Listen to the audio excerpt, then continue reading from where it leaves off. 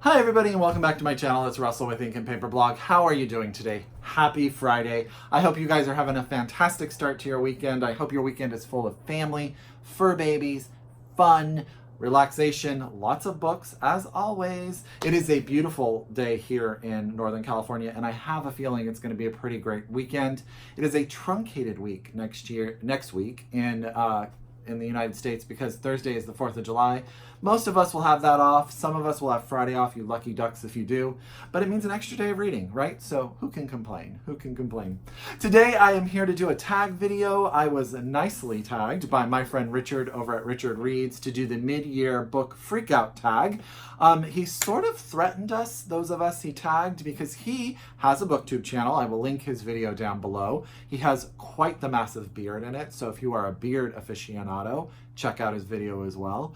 But he threatened us that if we didn't do the tag, he would disappear for another 11 months, which is how long he's been away from Booktube. So, you know, here I am. I'm doing my part to keep Richard on the Booktube verse. The mid-year book freakout tag is a series of 15 questions. I'm going to answer almost all of them. I'll tell you why I'm not answering a few of them. But it's really kind of a fun way to relook at the first half of the year and see how your reading's going. Books that have really stuck with you, things that you maybe don't think about when you just do a top 10 list. I will tell you, in July, I will be doing a top 10 books I've read so far this year list. You will get that from me. I don't know if it will be 10 books, but it will be a list that goes along those lines. But this is just sort of a fun way for us to have a conversation. So get out your pen, get out your paper, get out your Goodreads, because there's going to be a lot of really great titles that I'm going to tell you about. I have the questions on my laptop on my lap, so I apologize if I have to look down. Question one is really the big ticket question. What is the best book that you've read so far in 2019? Now, if you had asked me this a month ago, I absolutely would have answered Women Talking by Marian Toews. It is a brilliant, brilliant book. Unfortunately, it is the first book I read of this year, so it has been in competition with everything I've read there since. And I've read two books lately that have really, really blown me away. And so I'm going to tell you about those today. The first one is The Memory Police by Yoko Ozawa. This is coming out in August from Pantheon Books. It is translated from the Japanese by Stephen Schneider. It is the fantastic story of an island where objects disappear, and as they disappear as well from the collective memory of the people who live there. Interestingly enough, there are some people. We learn our main character is a young woman. She is an author, a novelist. Her mother was a person who could remember objects that had disappeared, and we learn very soon in the beginning of the book that her mother was taken away by the Memory Police, the group that enforces these sort of lost items being forgotten. She finds out that a person very close to her has the same ability to remember things from the past, so she decides to hide him in her house in a secret room. This book has a lot to do with relationships, not only relationships between people, but relationships with themselves, relationships with memory, also this idea of relationships with objects, whether or not the things that we surround ourselves with make us who we are, and as if they disappear, does it change the person that we are inside? It was fascinating. The language is absolutely beautiful. The translation is spot on. Loved this book. I have not stopped thinking about it since. So that's The Memory Police by Yoko Ozawa. This is out from Pantheon in August. Please get it. Order it from your independent bookstore. Tell them I sent you. Okay? The next book I just finished, but I think is so amazing and that I will definitely be in my top 10 at the end of the year, and that is The Nickel Boys by Colson Whitehead. Now, Colson Whitehead needs no introduction. He wrote The Underground Railroad, which a couple years ago now won the National Book Award, the Pulitzer Prize, and also was just an international bestseller. I will tell you right now, I think The Nickel Boys is better. I think it is. I think it is brilliant. This is the story of a young boy named Elwood Curtis. Elwood is unfortunately in the wrong place at the wrong time as a young boy and is put into a reformatory sort of, I'm going to call it a prison. There you go. A reformatory school for young boys who have committed some sort of crime and need to sort of be reworked for the system. I hope that my utter sarcasm comes out in that statement. Unfortunately, it is a place of horror for these young boys, and awful things happen across the board to all sorts of groups. And this is really about Elwood and how he is going to survive this experience. And also, he makes a friend named Turner who becomes very important to this sort of this duplicity of what's going on there and the different ways to sort of deal with this situation. This book is heartbreaking. This book is also very uplifting at times in regards to relationships between people in difficult situations. I loved it. I absolutely loved it. I just think the language is beautiful. It's just perfect. And this is The Nickel Boys by Colson Whitehead. I should say it comes out from Doubleday on July 16th, which is only a couple weeks away now. You can definitely get your hands on it. Please get it. It is really, really amazing. The next book in the next question on the list is, what is the best sequel that you've read in 2019? Now, I've only read 2, and both of them could have made in this video, but I'm going to go with my friend Jacqueline, who I also watched her mid-year book Freakout Tag, and I'm going to talk about The Missing of Clairdelune, which is the second book in the Mirror Visitor Quartet by Christelle Dabos, out from Europa, translated from the French by Hildegard Surreal. This is an amazing YA series about a young woman named Ophelia who in the first book is promised into marriage on a different world from where she grew up, and about the political intrigue, the sort of, there's like magic and there's a lot of politics, there's a lot of backstabbing. The first book did an amazing job of setting up the world. The second book is all sort of like, what is going on? Who is Ophelia going to become? She is strong and smart. She makes mistakes, but she owns them. This book ends on a heck of a cliffhanger. I was so mad that I can't get book 3 right now because I really, really want it, but I believe it's being translated as we speak. So that's The Missing of Clairdelune. That's book 2 in the Mirror Visitor Quartet, out from Europa Editions, written by Christelle Dabos, translated from the French by Hildegard Surreal. The next book in the series is What is a New Release You Haven't Read Yet But You Want to?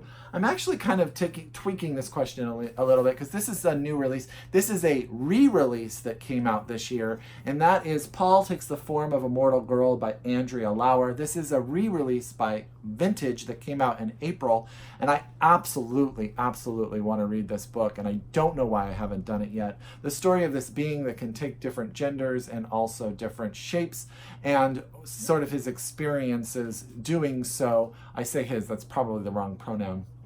But I've heard nothing but fantastic things about this book. Everyone I trust that has read this book loves it. So that's Paul Takes the Form of a Mortal Girl by Andrea Lawlor, and this came out in April from Vintage Books.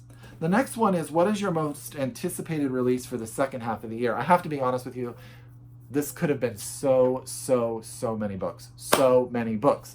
But I have to say I'm taking this one because Inland by Ta Obreht, I loved The Tiger's Wife by Ta Obreht when it came out years ago. I think it's like 11 years ago now. And it won the Orange Prize, and I just thought it was absolutely brilliant. And this is her follow-up to that, and it is coming out in August 13th from Random House, and I have been waiting ages. There you go, is the cover. This is the story. It takes place in the Arizona Territory in 1893. It's really about 2 people. It's about a woman who lives on a homestead. She's waiting for people to come home. Her husband is left in search of water, which their homestead really needs. Her sons are also gone after an argument. And then it's also this, and I think there's a young boy. Let me just do this right, because it's Nora is biding her time. That's the woman with her youngest son, who is convinced that a mysterious beast is stalking the land around their home, and her husband's 17-year-old cousin who communes with spirits. Now, the other person is Laurie, who is a former outlaw and a man haunted by ghosts. He sees lost souls who want something from him and finds reprieve from their longing in an unexpected relationship that inspires a momentous expedition across the West. This is the way that Nora's and Laurie's stories intertwine in the surprise and suspense of this beautiful novel. I don't know why I should just start reading it right now. It sounds so amazing. So that is Inland by Ta Obreht. It's coming out from Random House in August of 2019. I cannot wait. The next question is, what was your biggest disappointment? Question number 5. What was your biggest disappointment? As I have talked about, I don't read a lot of books that I don't love, because I just don't have time. I want to read what I want and I want to love it. But I will say I did read French Exit by Patrick Dewitt this year, and this book just didn't work for me. It was my book club book for my Bicoastal Bibliophiles book club. They all absolutely loved it. I just did not get the humor. I did not get the characters. I just could not get myself into it, and it just left me feeling quite flat. So unfortunately, this was my biggest disappointment, I think, of the year. This and Number One Chinese Restaurant. But that's French Exit by Patrick Dewitt. It just didn't work for me. Question 6 is, what is your biggest surprise of the year? Hands down, that has to be The Pisces by Melissa Broder. I did not expect to love this book as much as I did, and to think about it as much as I did. I think the main character, let me grab her name real quick, Lucy, is complex, and she's real, and she's obnoxious, and she's annoying, and she just feels genuine to me. Her story, her sexuality, her trials, her tribulations, her triumphs are all things that I really felt an affinity for. I thought this book was hilarious and at the same time heartbreaking. I think it was brilliant. And that is The Pisces by Melissa Broder, and I didn't see it coming. It really was a big surprise to me. Question number 7 is your favorite new author, debut or new to you. And I can't believe I didn't pull this book because I meant to. Let me find it real quick. It's right here. It's not going to be hard for me to get. And that has to be Stephen Rowley, and who wrote The Editor. He is also known for writing Lily and the Octopus. I did not read Lily and the Octopus, but when I read The Editor, which is the story of a young man who is getting his book published while it's being edited by Jacqueline Kennedy Onassis, I loved this book. I flew through it. I met Stephen Rowley at a book event. He is absolutely lovely and adorable, and I just wanted to be his friend, and I don't know why. He was new to me. I know he's not new to a ton of you, but I absolutely loved it and thanked the editor for introducing me because I am a huge fan now. Okay, question number 8 is your newest fictional crush. Question I'm skipping. I don't have crushes on people. I sort of thought about this a little bit. Maybe I could have answered Daisy Jones from Daisy Jones and the Six, just because she's kind of Stevie Nicks, and I love Stevie Nicks, but I don't really have a crush, so I'm going to skip that question. Question number 9 is your new favorite character. For that, I am going with Lyle from Little Faith by Nicholas Butler. I can't find my hard copy. I think I gave it to someone. Lyle is a grandpa who is absolutely in love with not only his daughter, but his grandson, and this is a story of what he does in an attempt to keep his family together. I absolutely wanted to know him. I loved him. I thought he was fantastic. He is so well drawn, and I don't think this book got enough press. This is out now. You can get it from Echo. Please, please get a copy. It will tear your heart apart, but it will make you smile at the same time, and you will love Lyle as much as I did. And that's Little Faith by Nicholas Butler. Okay, question number 10 is book that made you cry. Saddest book you have read. Now, I don't cry a lot from books. However, I have a beef to pick with Miss Bianca Marius, who decided it would be okay to make me tear up and cry while reading If You Want God to Make God Laugh in the middle of Bryant Park in New York City. This book comes out in the U.S. on July 16th as well. You can pick it up the same day you pick up The Nickel Boys. Please do. This is the story of 3 women in South Africa and how their lives intertwine. I'm not going to say much more about it because it really is a reading experience. But what made me cry in this book is the AIDS epidemic is one of those things that a lot of people in America associate solely with the gay community. And there's a lot of other things. But you know what I mean? It's like this thing, that epidemic, and how it affected. But the tragedy and travesty of what the AIDS epidemic did and does to the people of Africa is brought to such life in this book and such heartbreak that there were moments that I just couldn't not be teary. The characters are so real and you care for them, and when things happen to them, you are devastated.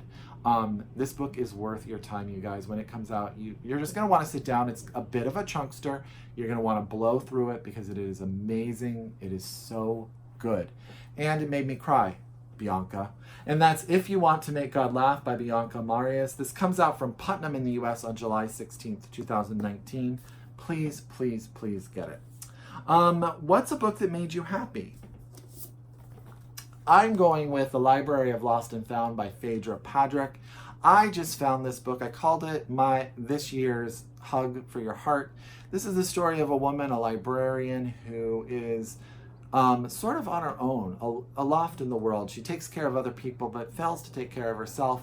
She has thought that her grandmother has been dead for some time when a book shows up that was supposedly written by her grandmother 3 years after she believed she had died. And it becomes the search for her grandmother. You guys know how close I am to my grandmother. And just sort of that family dynamic, and also that books were involved and stories were involved and relationships with books and stories just made me feel so good and so happy. And the ending is just a smile. It really is just a smile and a hug for your heart. So question number 11, book that made you happy. I'm going with The Library of Lost and Found. This is out now by Phaedra Padrick from Park Row Books here in the United States. There you go. Question number 12 is favorite book to film adaptation that you saw this year. I don't think I've seen any, not one. Haven't watched a lot of movies this year. Really, it's if the husband decides that I need to watch something. Not a big movie goer right now, so sorry, can't answer that question. Question number 3 is the favorite review you've written this year, or if you're a booktuber, your favorite video that you've done this year. I have to say that I couldn't really think of one that was my favorite. I just have really enjoyed being on Booktube so much this year, and the friends that I've made and the people I've talked to. And if it's Leo from Norway or Jacqueline from Texas or Kendra from South Carolina, Booktube has brought amazing people into my life, and that list can go on and on and on. I have to be honest with you, I'm just truncating it. And all of it because I make videos. So for me, they're all worth it because they bring new people into my life and new people into my book experiences. So there. Question number 14 is, what is the most beautiful book that you've bought this year so far? This was hard, because there are some amazing books, but one cover that has really stuck out to me is this one, and this is Dark Constellations by Paula, and I'm going to hold that up there for you. I got a comment, by the way, from someone about why I don't try to do a better job of pronouncing people's names, and here's the reason. I practice, I listen to Google, I do it, but it does not stick in my head, and I am a phonetic reader. So when I'm doing this video, my natural inclination is to try to phonetically read everybody's name on the book. And it always leads to me saying a name incorrectly. So I try really hard to respect people, and just sometimes I have to hold up a name. That name is going to be hard for me to pronounce. Names that have a lot of letters that I'm not used to, sounds that I'm not used together, I just would rather not try, because I don't want to butcher anyone's name. I have all the respect to all the authors. I want you to buy their books. But this is why this cover is beautiful. Sorry, that was a tangent. And this is Dark Constellations by Paula, last name there. This is out now from Soho Books. And I believe this is sort of like a sci-fi book that takes place in 3 different time periods. I haven't had a chance to read it yet, but I just think that cover is amazing. I could just sit here and stare at it forever. Okay, last question. What books do you need to read by the end of the year? Now, I thought about this in 2 ways. It was what books were on my shelf already that I needed to read, or books that are coming out that I needed to read. I went with books that are coming out at the end of the year that I just know I have to read before the year is over. And I picked 3 of them to tell you guys about. 2 of them I've already talked about on my channel because I'm so excited. One is Red at the Bone by Jacqueline Woodson. I am just a fanboy of Jacqueline Woodson. I think everything she writes is absolutely amazing. This is the story of 2 families from 2 different socioeconomic classes that are brought together by a pregnancy, and sort of what the implications of that pregnancy is on their relationships and also the relationships of the 2 people who are having the baby.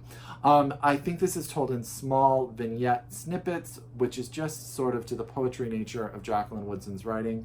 I am waiting patiently to read it a little closer to the publication date, but it takes all the power in my body. I am so excited about it. So that's Red at the Bone. This is coming out from Riverhead Books, and it comes out September 17th, 2019. Please, If you haven't read Jacqueline Woodson, what are you waiting for? Brown Girl Dreaming, Another Brooklyn, any of her YA, any of her children's books, read her. She's worth it. And this book is, I'm pretty sure it's going to blow me away. The next book is the second actually in a series, so I may have a different answer for this question at the end of the year. But this is Girls of Storm and Shadow by Natasha Nagan. I loved The Girls of Paper and Fire, which is the first book in this series. This book comes out in November from Little Brown from their Jimmy Patterson imprint. I am so excited to know what's going to happen next in this series. I may start this book when we stop this video. I shouldn't because it's not coming out till November, but I want to read it so bad. And that's Girls of Storm and Shadow by Natasha Nagan. If you didn't read Girls of Paper and Fire, do it. If you are a YA reader of any type or you have a YA reader in your life, do it. It has queer representation. It has magic. It has demons. It has people, it has relationships, it has everything, and it is so good. And that's, again, this is book 2, Girls of Storm and Shadow, out November 5th, 2019, from Little Brown's Jimmy Patterson imprint, Natasha Nagan. She signed this, and I took a picture with her, and it makes me so happy. Last but not least is a book that I'm actually waiting to really dive into what it's about until I read it, and that is Ta-Nehisi Coates' The Water Dancer. This comes out September 24th, 2019, and this is being published by One World, I want to say. Yes, One World.